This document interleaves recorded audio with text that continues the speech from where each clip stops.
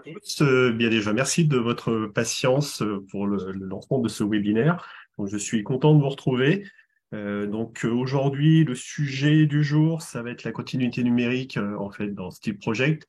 Donc c'est l'ensemble, c'est une partie des imports que l'on a dans Steel Project PLM. Et on va voir un petit peu de quoi il retourne. Donc on va pouvoir avancer un petit peu. Donc comme j'ai pu l'annoncer, donc je suis Claude Fatier, je suis le commercial France, entre autres, car je suis aussi commercial Maghreb et Benelux maintenant. Bon, pas pour mes amis canadiens, mais ça ne saurait tarder, j'espère.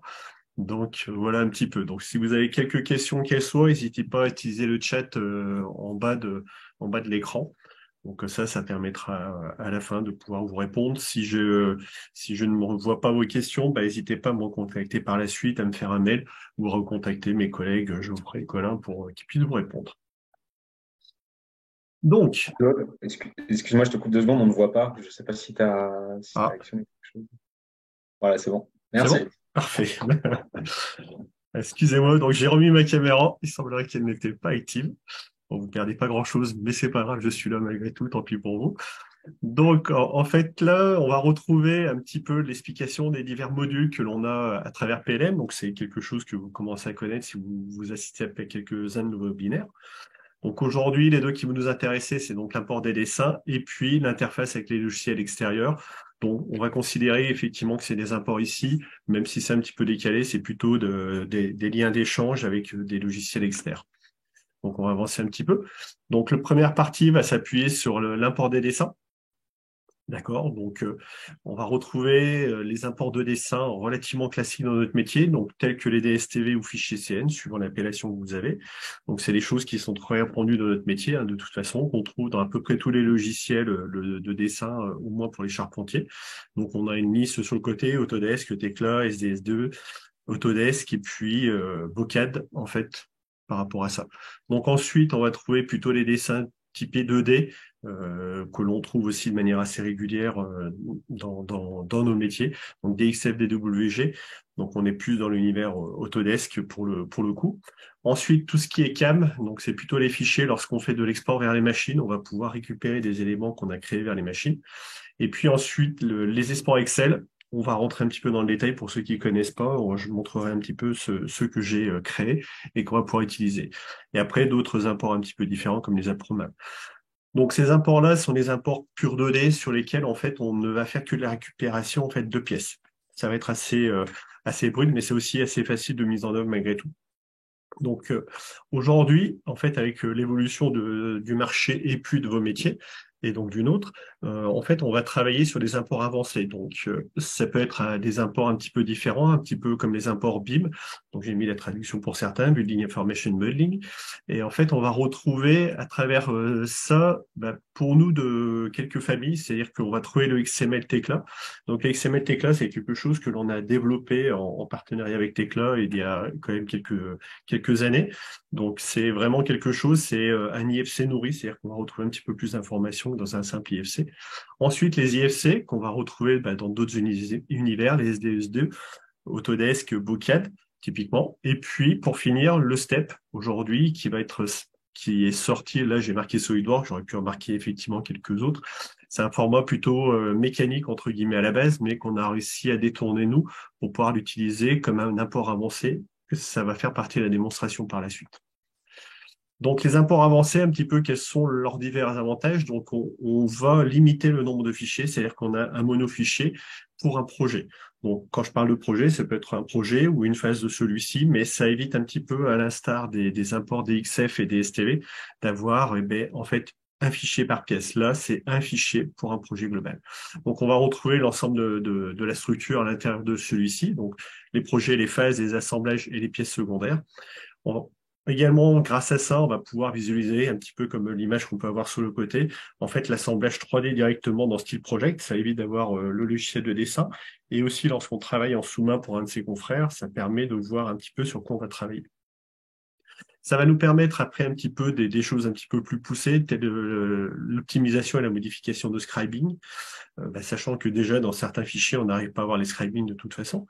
Et ensuite, ça, c'est plutôt typé XML, les informations de soudure exportées depuis le modèle CAO. Donc ça, c'est vraiment, on va retrouver ça simplement dans les CV4, il me semble, aujourd'hui, et dans les XML. Donc ensuite, en fait, on va trouver les interfaces vers le logiciel avec des logiciels extérieurs. Donc, ce qu'on va parler par ici, donc on va parler d'import, mais là, on va plutôt parler de fichiers d'échange, d'accord, par rapport à ça. Donc, ça peut être des mises en fabrication générale, c'est-à-dire que vous avez effectivement travaillé avec un de vos confrères et vous voulez récupérer un peu les éléments qu'il a pu faire. Les stocks, les nestings, donc que ce soit de la mise en barre ou de la mise en tôle, et puis après, diverses choses, les temps de production, les étapes, pourquoi pas. Donc aujourd'hui, on a fait des interfaces, des liens PNI en fait vers certains des confrères qui sont sur le côté, donc Strumis, Tekla, Constructil, Lantex, Inmanest, SAP, IBM et puis Dynamics 365. Donc après, on arrive à faire des échanges par lien PNI avec d'autres fournisseurs de RP. En passant par des notions d'études, ça permet de voir les faisabilités, car on passe par des choses en fait vraiment un petit peu informatiques. Donc on s'appuie sur du factuel pour faire ce genre de choses. Donc maintenant, une fois que j'ai fait ce tour-là, on va pouvoir maintenant partir vraiment dans la partie PLM à proprement parler.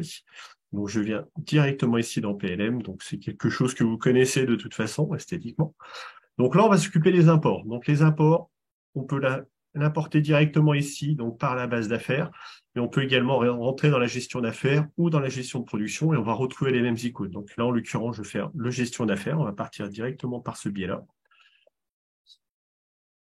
Donc, une fois qu'on est là, on va pouvoir s'appuyer maintenant sur les imports. Donc, dans la suite un petit peu logique de ce que j'avais pu dire, je vais faire les imports. Donc, le premier que je vais faire, c'est les DSTV, donc fichier CM autrement appelé. D'accord? Donc, on va aller chercher un petit peu là où il se trouve. D'accord? Donc, un petit peu ce que j'expliquais. Là, en quelques clics, on va réussir à faire des imports en fichier CM. Donc là, on va relire un petit peu l'ensemble de tout ça. Donc, ça dépend un petit peu du volume de son fichier, mais aussi accessoirement tout ce qui est ouvert. Donc, en l'occurrence, avec Zoom qui est ouvert, ça va être un petit peu plus long de toute façon. Donc, chez vous, ça devrait être beaucoup plus rapide. Donc là, voilà. À la fin de ça, on valide. Donc, lorsqu'on importe ici, j'ai mon projet qui s'appelle un niveau, pas de souci, dans lequel je veux trouver un plan, en l'occurrence. Et à l'intérieur de ceci, je veux trouver l'ensemble de mes pièces, donc de mes repères secondaires. Donc là, il n'y a pas de notion d'assemblage, on n'a que de la pièce indépendante les unes des autres, d'accord? On va retrouver du scribing suivant de quel logiciel il est sorti, d'accord? Donc là, c'est vraiment en fait de la récupération de pièces indépendantes. Donc ça, c'est, on va dire, la version traditionnelle et historique de travailler en fait sur les fichiers DSTV et sur les imports classiques, on va dire, charpentières, voire métallières. Donc maintenant, si on passe à un échelon différent, on va aller récupérer des fichiers DXF ou DWG, hein, la structure reste la même de toute façon pour nous. Donc import DXF. Donc là, on va faire un petit peu plus de travail. Donc là, je vais de nouveau aller chercher dans mes fichiers de base. Donc là, j'ai 4 fichiers sur lesquels je vais pouvoir m'appuyer. D'accord. Donc je fais OK. Donc à la différence un petit peu de tout à l'heure du DSTV, des fichiers CN, on a une nouvelle page qui s'ouvre ici, donc dans lequel on va voir l'ensemble de nos pièces. D'accord. Donc ici, l'ensemble de nos pièces, pour l'instant, derrière, j'ai un petit panneau rouge qui m'indique en fait que je ne peux pas importer dans l'instant. Pourquoi? Déjà, il va manquer un petit peu des informations ici, qui sont donc les informations de profil, les informations de nuance. Donc déjà, si par exemple, je veux rajouter une nuance ici, je peux cliquer là, ou alors si je la connais, je peux la taper directement. Mais là, en l'occurrence, j'ai déjà une liste qui existe, donc je vais aller dire, ça reste 235 JR. Si je pars du principe que je veux appliquer ça sur l'ensemble en fait de mes pièces, on peut faire appliquer partout. Donc il me dit, voulez-vous écraser tout? Donc là, maintenant, quelles que soient les pièces, j'ai rajouté un S235 JR pour l'ensemble de mes pièces. Donc ça, on va pouvoir changer facilement après, pourquoi pas. Alors maintenant, si je reprends le cas ici, vous voyez, j'ai toujours un panneau rouge ici et ici. Donc là, il va vouloir avoir le profil. Donc pour ajouter le profil, soit je le tape directement, donc UPN 120 ici, ou alors j'aurais pu le taper directement dans la liste ici. Donc une fois que je suis ici, maintenant on va pouvoir aller chercher les éléments.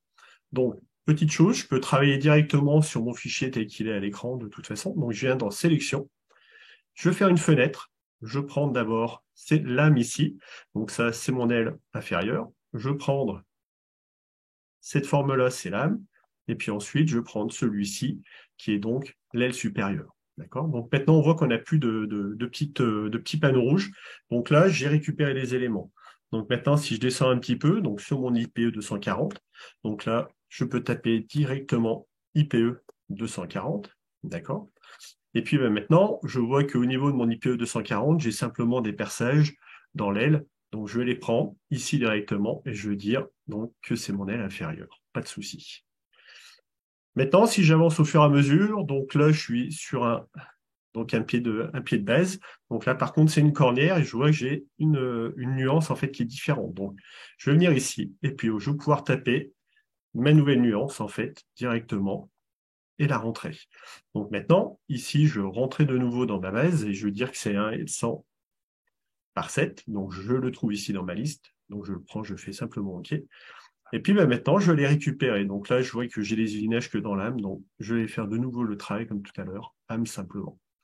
Et puis maintenant, le dernier, donc c'est une tôle de 20, épaisseur 20. Donc toujours le même principe de toute façon. Donc tôle de 20, pas de souci. Et puis maintenant, à l'inverse de tout à l'heure, de toute manière, c'est assez rapide, je n'ai qu'une âme.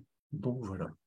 Petite chose ici aussi, on peut nommer directement l'affaire par défaut, comme ça évite de devoir en fait les reprendre et en fait les remettre dans d'autres dossiers. Bon, je vais faire OK simplement ici. Et puis maintenant, le logiciel va maintenant mettre en place tout ça.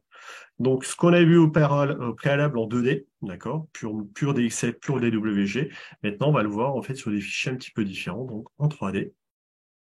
Donc, j'ai mon IPE 240, j'ai mon UPN 120, j'ai ma cornière et j'ai ma tôle.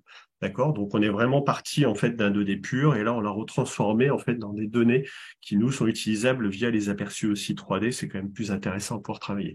Mais on est toujours, en fait, sur le principe de fichier 2D. D'accord? Donc, on vient simplement récupérer ici des pièces brutes.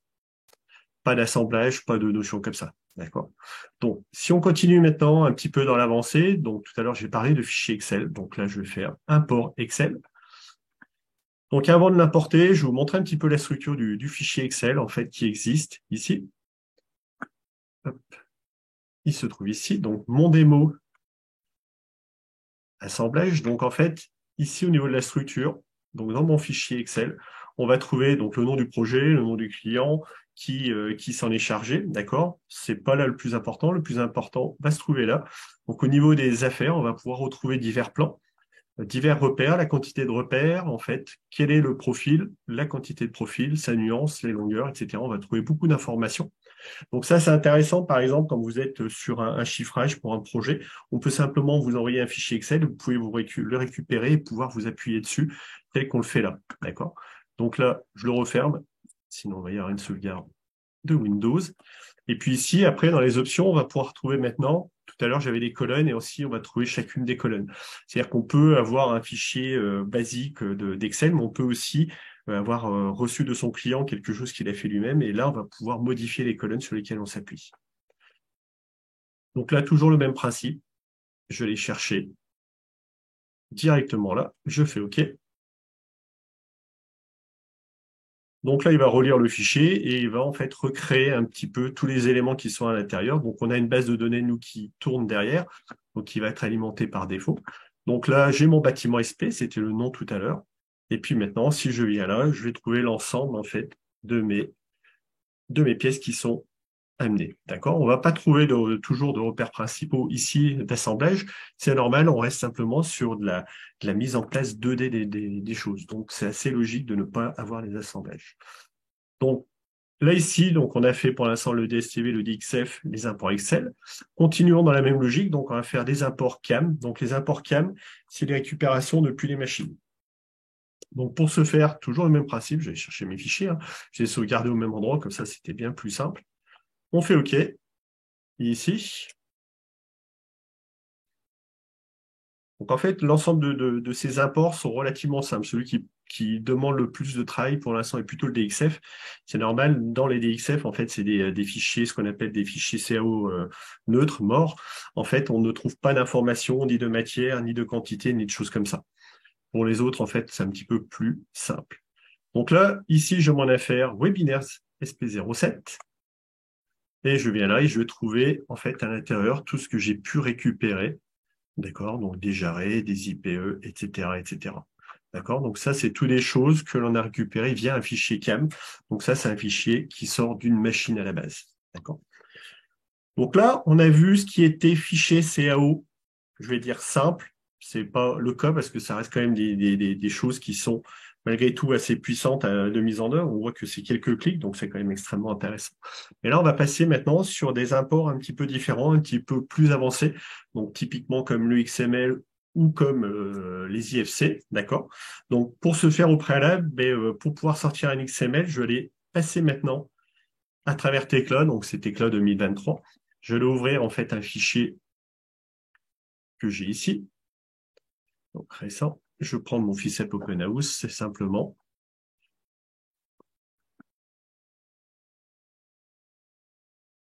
Donc là, en fait, pour pouvoir vous montrer, je m'appuie en fait sur des fichiers qu'on a utilisés, qu'on a déjà créés en fait à travers Tecla. Donc c'est simplement, alors je ne vais pas les sortir directement via la macro XML parce que ça va être un petit peu long. Donc je l'ai fait au préalable, hein, je l'ai fait ce matin pour pouvoir vous montrer assez simplement. Donc ici, j'ai mon dossier Tecla, j'ai pas de souci, j'ai mon projet. Donc deux solutions pour trouver la macro. Donc soit on a fait ici les raccourcis. Alors ça, c'est les raccourcis que vous pouvez faire vous-même, hein, de toute manière, parce que la macro, on la trouve dans la base des macros du warehouse de chez Tecla. Ou alors on peut le trouver directement par les applications ici, et on peut taper XML, et en fait, il va vous trouver également la macro directement par ce biais-là. D'accord? Donc lorsque je clique sur la macro, on a une fenêtre qui va apparaître. Alors cette fenêtre-là, en fait, elle est nommée pour nous en style project. Donc on a deux choix possibles, tout le modèle ou sélection. Et puis ensuite, quel est l'endroit où on va pouvoir sauvegarder ça. D'accord? Donc lorsqu'on est sur un export XML, on voit que on vient chercher la macro et on fait soit tout le modèle, soit sélection. On donne et on fait OK. Donc en 4 clics, en fait, on a pu créer vraiment en fait son export XML. Donc c'est extrêmement simple de mise en œuvre. Donc là, je vais faire simplement annuler dans l'instant. Et puis maintenant, je viens ici, je vais faire un port, Tecla, toujours le même principe. Donc en fait, je vais récupérer le fichier OpenHouse que j'ai créé ce matin. D'accord? Donc je fais OK.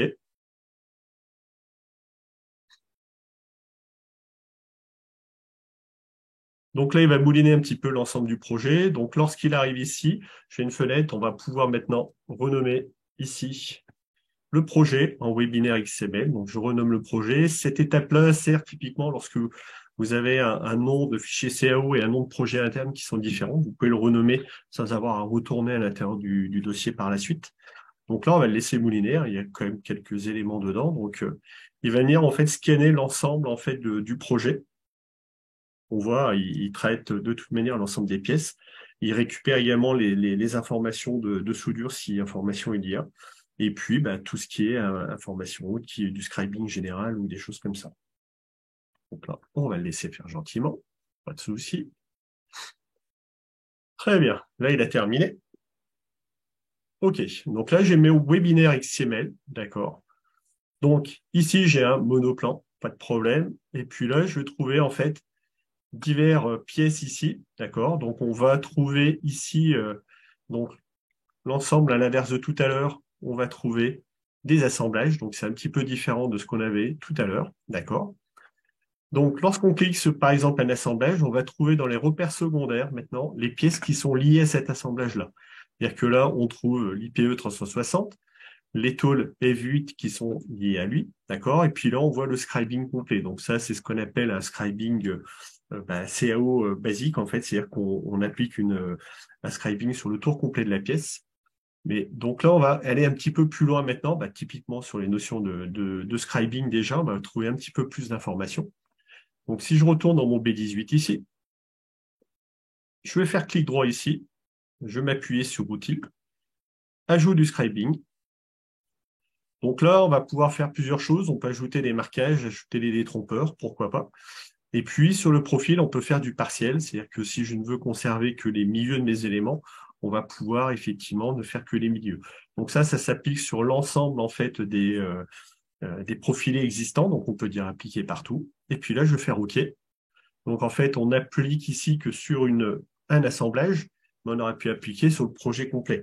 L'intérêt, là, est de pouvoir plutôt garder la main, en fait, sur un assemblage donné et de faire que quelques assemblages, par exemple, en scribing ou en marquage. Donc, je retourne ici maintenant, dans mon faire. Donc, à l'inverse de tout à l'heure, on va trouver des informations un petit peu différentes. D'accord? Donc, on va trouver le F22 ici, qui est donc la tôle F22, qui vient se positionner à cet endroit-là. Les tôles F25 qui viennent se positionner là également. D'accord? Donc ça, c'est des choses qu'on est capable en fait de pouvoir alimenter après coup. C'est-à-dire que vous pouvez avoir un fichier qui n'a aucune notion de marquage ou de scribing. Là, on peut véritablement en fait prendre la main dessus. C'est-à-dire qu'on peut aller un petit peu plus loin en fait dans la récupération en fait. C'est-à-dire que on n'est pas obligé de s'appuyer simplement sur le fichier CAO. Là, on est vraiment sur des données de production pure. Donc c'est quand même extrêmement intéressant. Donc ça, c'est une chose effectivement. On va pouvoir modifier les scribing, mais on a tout à l'heure parlé effectivement qu'on voyait aussi le 3D un petit peu. On va faire dessin, clic droit, aperçu. Et en fait, par ce biais-là, on va trouver effectivement le modèle sur lequel on travaille actuellement. D'accord? Donc c'est ce modèle-là.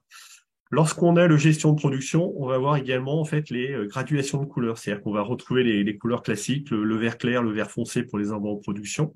Et puis après, tout ce qui est notion d'assemblage. C'est-à-dire que là, le modèle évolue également en fait après sur les informations de gestion de production. Donc c'est quand même extrêmement intéressant. C'est aussi intéressant parce que là, on est décalé effectivement du dessin. On n'est pas obligé d'avoir la base CAO pour pouvoir voir un petit peu à quoi ça ressemble. Puis nous, c'est des informations qu'on n'a pas forcément, donc c'est quand même extrêmement important de pouvoir nous les retrouver à travers PLM. Donc là, on referme ça. Petite chose aussi, sur les imports XML, on va trouver des informations un petit peu différentes qui sont typiquement tout ce qui est information de soudure. Donc, ça a des choses qui peuvent être intéressantes. Lorsqu'on fait de la sous-traitance, on peut rajouter des informations de soudure. Ou alors, pour les gestions de robots, on va utiliser effectivement ces informations-là. D'accord. Donc là, on était sur les imports XML. Si maintenant on avance, en fait, si on déroule un petit peu le fil, on va parler maintenant d'import IFC. D'accord. Donc, je retourne dans mon tecla. OK. Je vais dire ouvrir, je vais aller prendre un projet un tout petit peu plus léger pour pouvoir vous montrer ça. Donc, je vais vous montrer ce modèle-là. Donc, l'import IFC, en fait, ça a été développé, je crois qu'il y a 4 ans, quelque chose comme ça. En fait, sous pression de divers fournisseurs de CAO, en fait, qui voulaient un petit peu centraliser les infos. Alors aujourd'hui, on parle d'IFC, mais à l'intérieur même des IFC, il y a plusieurs normes qui existent. Donc, il faut être toujours vigilant quand on parle d'IFC. C'est pas forcément, en fait, si clair que ça. D'accord? Donc là, si je veux exporter un IFC, je fais exporter. Je viens sur la partie IFC là-haut. On va donner l'endroit où on vient sauvegarder, forcément. Et puis, petite chose ici, dans le type d'export, pardon, excusez-moi, on va se mettre en style fabrication view. Donc, il faut être vraiment là-dessus. En fait, c'est celui qui va nous permettre, en fait, de pouvoir fabriquer. C'est le standard qui ressort, en fait, aujourd'hui au niveau mondial. Donc, c'est celui qu'on va utiliser le plus. Là, on en voit 4, mais en fait, il y en existe beaucoup plus. Donc, on va faire style fabrication view, pardon. Ici, exporter tous les objets. Après, on pourrait aller un petit peu plus loin, avancer, ne pas exporter les boulons, par exemple, ne pas exporter les armatures. Pourquoi pas ça? Chacun voit un petit peu midi à sa porte. Et puis là, je vais faire exporter et on va exporter notre modèle. Donc, une fois que notre modèle est exporté, d'accord, excusez-moi, on va venir ici dans Webinar. En fait, c'est là où se trouve, d'accord, CAO, IFC. Donc, on voit bien qu'on retrouve ici, hop, pardon, il est juste au-dessus. Il se trouve ici, donc 26,07 à 14h27. Donc maintenant, je vais pouvoir refermer Tecla, parce que Tecla est quand même un petit peu gourmand. Ça permettra de récupérer un peu de bande passante. Parfait. Donc maintenant, je fais import IFC ici. Je viens chercher là où il est sauvegardé, donc tout à l'heure, donc dans juillet 2023. IFC ici, je fais OK. Donc au niveau de la lecture, voilà, c'est On va relire un petit peu ces éléments-là. Parfait. Il y a une seconde fenêtre en fait de traitement. Alors c'est un petit peu plus long sur les IFC. En fait, les informations sont différemment écrites d'un XML. Donc le XML est plus rapide en lecture et en traitement.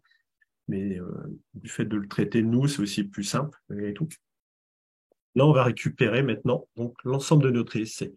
Donc les IFC, c'est des formats qu'on va pouvoir traiter avec Autodesk, avec Bocad, SDS2 et avec Tekla. Ça permet de voir les joies des téléchargements. Ok, très bien. Ça ne saurait tarder. Parfait. Donc ici, on va retrouver notre projet, donc il s'appelle IFC, forcément, c'est le nom de base qu'on lui a donné tout à l'heure, dans lequel on va trouver un ou plusieurs plans, d'accord? Dans lequel on va retrouver nos assemblages, c'est un petit peu le même principe de toute façon. Donc là, on va trouver l'ensemble de nos assemblages et à travers ces assemblages, on va retrouver donc effectivement les pièces qui nous ont servi à créer cet assemblage-là. D'accord? Donc toujours le même principe du fait qu'on est sur un format nourri et un format 3D. Donc là, on va faire aperçu et on va pouvoir voir l'aperçu en fait de notre projet.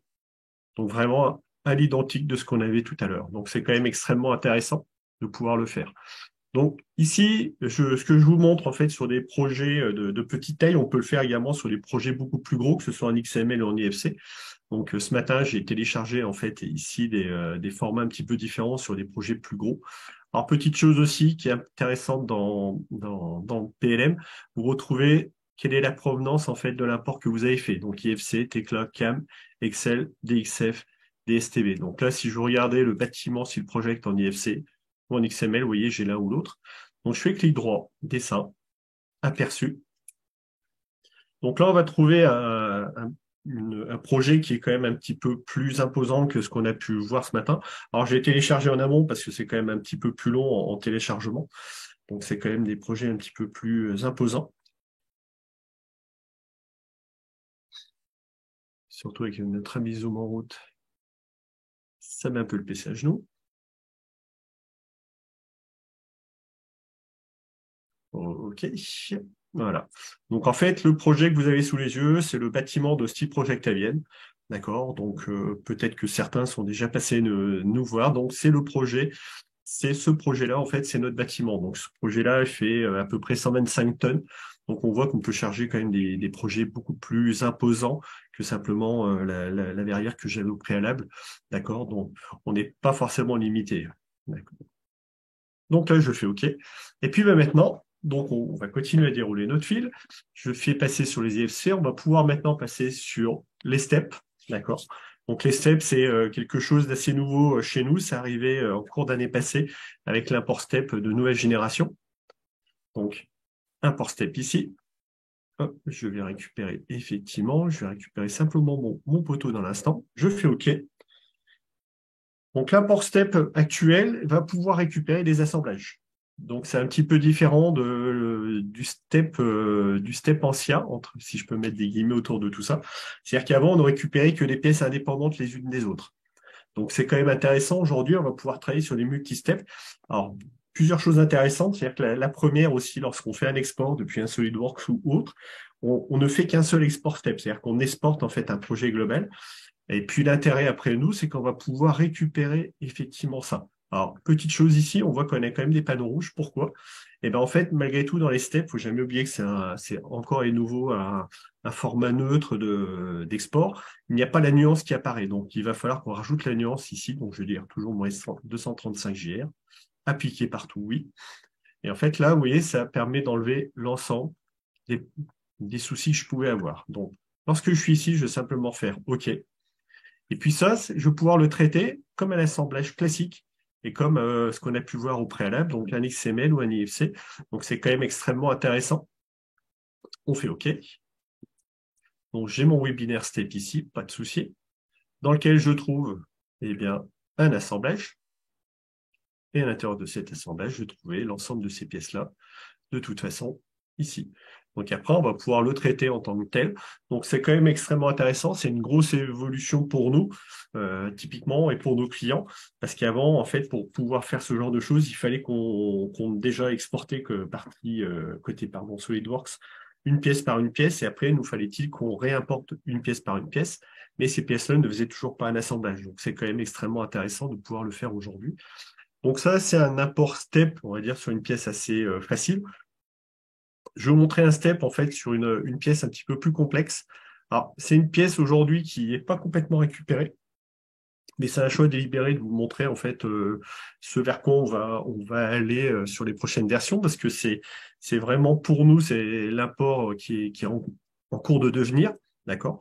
Donc là, je vais aller charger en fait un projet un petit peu plus complexe. C'est un escalier. Donc cet escalier, on va voir qu'il y a des choses qu'on va pouvoir reconnaître et d'autres peut-être pas. Donc ça va, c'est également assez facile de voir et assez visuel de pouvoir le traiter. Donc là, c'est pareil, c'est plus ou moins long suivant la taille du modèle. Donc on a un modèle là, qui est quand même un petit peu travaillé. Donc on a un petit peu de temps d'import. De toute façon, les imports, c'est forcément un petit peu long. Mais si on devait refaire les pièces manuellement, ce serait beaucoup plus long que simplement attendre quelques secondes devant un PC. De plus, pour info, toutes ces opérations-là peuvent se faire en temps masqué, en tâche masquée. C'est-à-dire que vous pouvez très bien lancer l'import côté PLM et puis faire tout à fait autre chose à côté. Ça n'arrête pas le processus. Le processus est toujours en cours, en fait, en masqué derrière. Donc ça, c'est aussi intéressant. C'est pas comme sur certains logiciels de CAO où lorsque vous changez de fenêtre, en fait, ça arrête l'import. Là, c'est pas le cas du tout. Celui-ci continue à fonctionner. J'aurais peut-être dû faire comme tout à l'heure et simplement le charger gentiment, mais on va attendre la fin de toute façon.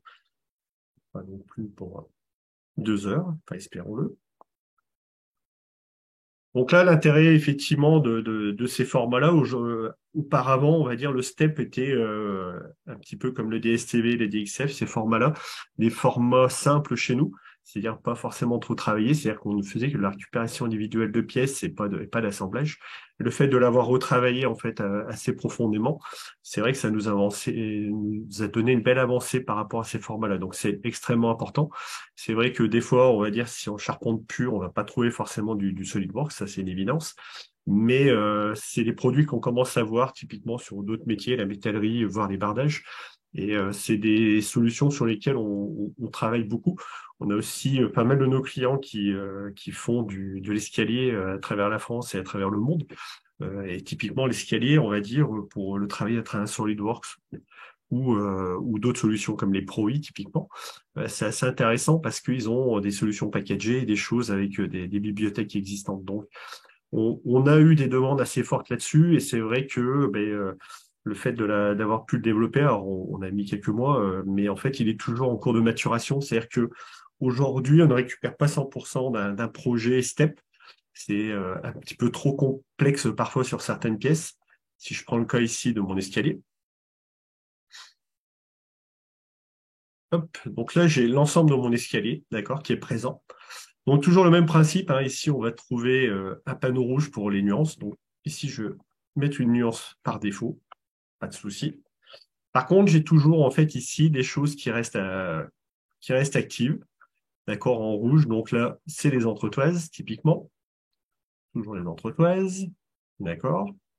Donc ça, c'est des choses qui aujourd'hui, donc ça, c'est une partie de la rambarde ici, d'accord, qui est traitée en éléments cubes. C'est des choses aujourd'hui sur tout ce qui est rond, sur ce genre de pièces, on ne le traite pas encore, mais ça ne saurait tarder. Donc là, on voit effectivement diverses choses en fait qui ne seront pas traitées. Donc ça, par contre, ça apparaît en tant que tel. Donc on a également tout ce qui est les marches, soit c'est les ensembles en fait qui sont achetés, soit c'est les ensembles pliés dans trop de sens. Donc on va pas pouvoir les traiter, mais on va pouvoir traiter l'ensemble du reste. C'est-à-dire que là, je vais faire OK simplement. Là, il met quand même un message d'erreur qu'une ou plusieurs pièces n'ont pas été traitées. Donc, charge à moi de vouloir le faire ou de pas le faire. C'est-à-dire que j'aurais pu très bien laisser ça tel quel, pas de souci. Moi, je veux malgré tout traiter tout ce que je suis capable de retrouver dans mes bases de données. En fait, c'est aussi un petit peu ça. C'est-à-dire que dans nos bases de données, on a mis en place des pièces et en fait, on va pouvoir traiter ces pièces-là. Certaines pièces sont encore absentes, donc on y travaille, mais à terme, on va pouvoir traiter ce genre de fichiers de manière totalement automatique. C'est le but avoué de toute façon. Donc là, il me demande si je veux mettre ça sur le webinaire step. Pourquoi pas? J'ai oublié de changer de nom, c'est pas très grave.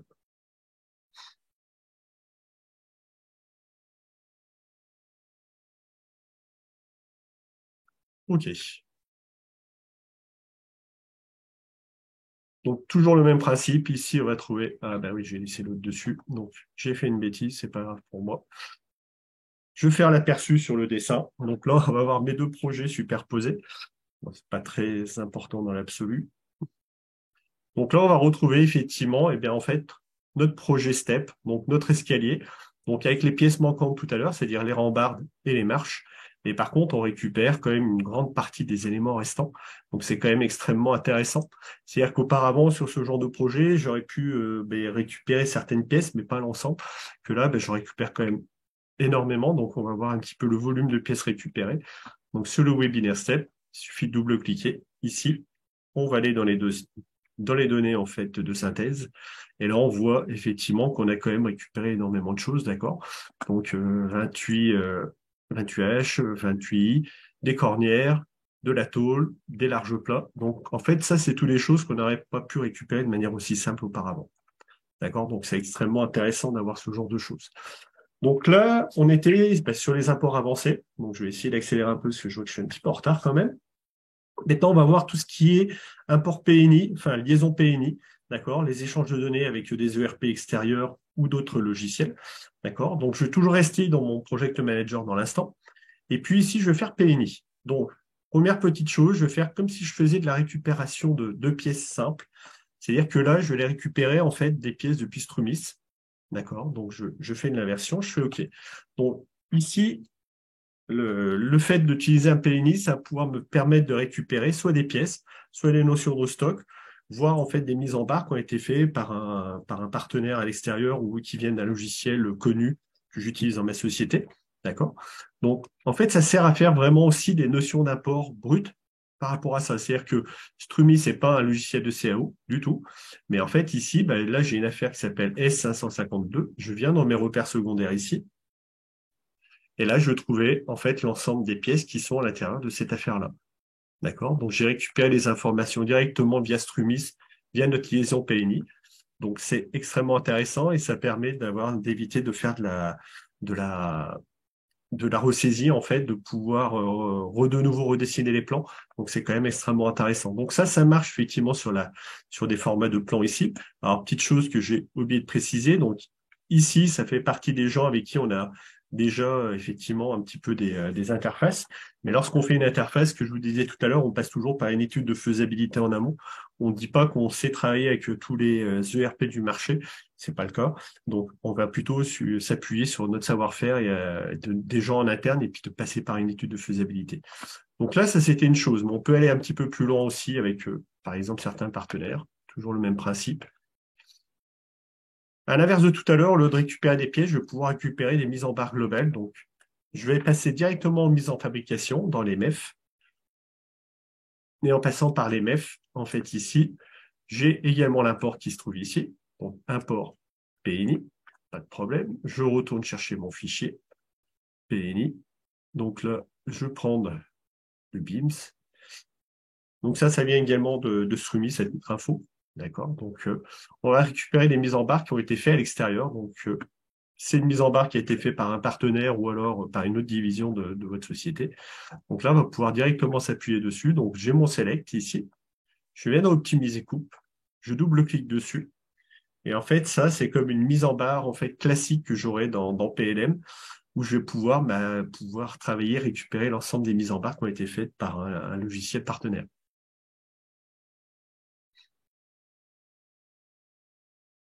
Et puis là, j'ai l'ensemble en fait des mises en barre que j'ai pu récupérer, qui viennent en provenance en fait de Strumis en l'occurrence pour le code.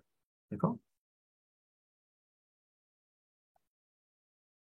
Donc là, on va considérer effectivement les imports, les liens PNI un petit peu comme des imports, mais c'est plutôt vraiment des échanges de données parce que ça peut être du stock, ça peut être des pièces, ça peut être un petit peu comme ça des mises en barre, d'accord? Mais donc c'est un petit peu différent que simplement apporter de la pièce, ce qu'on faisait tout à l'heure, d'accord? Donc, ben voilà, on a fait un petit peu le tour des divers apports. Alors, j'ai essayé d'accélérer un petit peu sur la fin parce que je vois que je suis quand même un petit peu en retard. Donc, ben, si vous avez quelques questions, qu'elles soient, ben, n'hésitez pas. Il n'y a pas de questions. Eh ben, écoutez, c'est parfait, s'il n'y a pas de questions.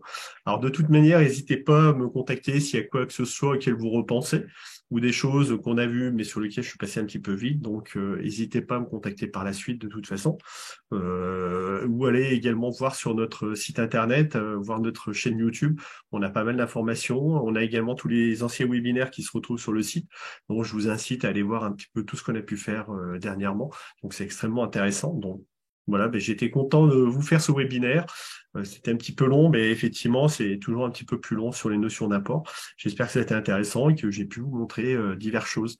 Écoutez, au plaisir de vous revoir et de pouvoir vous parler. Une bonne journée sur ce. Au revoir, merci.